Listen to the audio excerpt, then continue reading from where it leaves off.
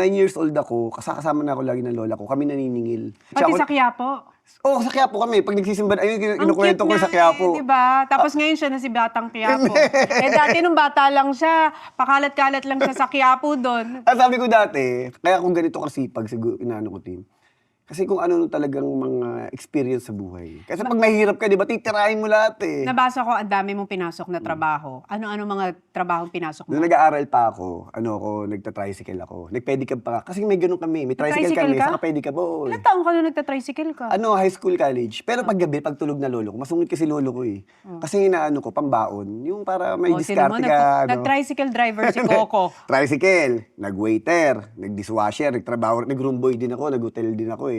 Pero tapos ka na sa NCBA ng Oh, hotel. HRM. Oh, HRM. Saka valedictorian ako. Hindi, joke lang yun. Hindi, joke lang yun. Naniniwala na ako eh. Okay, so HRM.